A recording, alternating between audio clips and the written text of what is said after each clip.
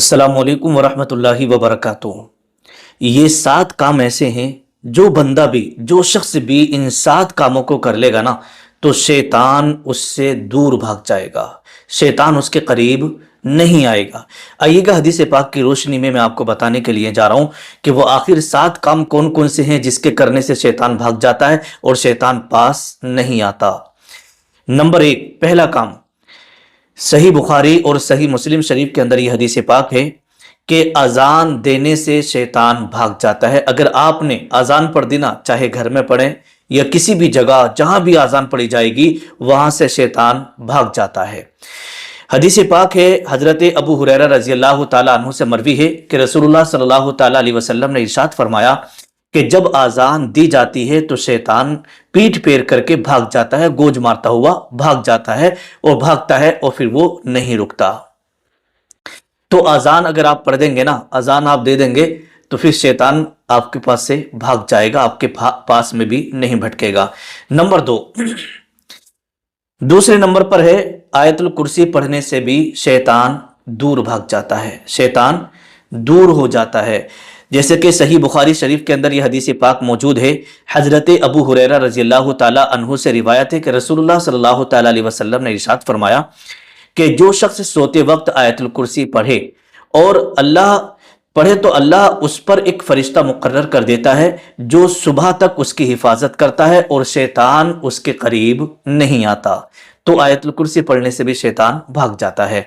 Number 3, सूरे बकरा पढ़ने से भी शैतान घर से भाग जाता है। जिसके घर में आसेबी असरात हों, शैतानी असरात हों, शरीर किस्म के जिन्नात वगैरह रहते हों, अगर उस घर में सूरे बकरा पढ़ी जाती है तो शैतान उस घर से भी भाग जाता है। जैसे कि सही मुस्लिम शरीफ की हदीस पाक है, रसूलुल्लाह सल्लल्लाहु ताला अलैहि वसल्लम ने इरशाद फरमाया कि अपने घरों को कब्रिस्तान ना बनाओ। क्या इरशाद फरमाया? कि अपने घरों को कब्रिस्तान ना बनाओ। बेशक जिस घर में सूरे बकरा पढ़ी जाती है वहां शैतान नहीं आता, जिस घर में सूरे बकरा पढ़ी जाती है वहां शैतान नहीं आता। नंबर 4, वुजू करने से भी शैतान भाग जाता है। अगर आप बावुजू रहेंगे ना तो आपके पास शैतान नहीं आएगा, जब आप वुजू कर लेते हैं तो शैतान भाग जाता है। जैसे कि सुनने अबू दाऊद शरीफ के अंदर हदीस पाक है, नबी करीम सल्लल्लाहु ताला अलैहि वसल्लम ने इरशाद फरमाया कि जब इंसान गुस्से में हो तो वो वुजू करे।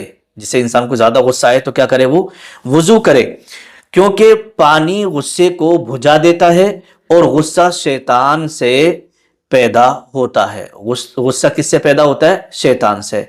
और पानी जो है वो गुस्से को बुझा देता है। तो इसलिए जब भी गुस्सा आए तो वुजू कर लेना चाहिए, इससे क्या है? शैतान भाग जाता है। नंबर 5, 5वें नंबर पर आता है बिस्मिल्लाहिर्रहमानिर्रहीम पढ़ने से भी शैतान भाग जाता है। जैसे कि सही मुस्लिम शरीफ के अंदर हदीस पाक है, हुजूर सल्लल्लाहु ताला अलैहि वसल्लम ने इरशाद फरमाया कि जब तुम घर में दाखिल हो और खाने के वक्त बिस्मिल्लाह पढ़ लो तो शैतान कहता है कि यहां मेरे लिए ना रात गुजारने की जगह है और ना खाने के लिए कुछ है। तो फिर वो ना खाने में शरीक होता है ना आपके घर में, फिर वो वहां से भाग जाता है।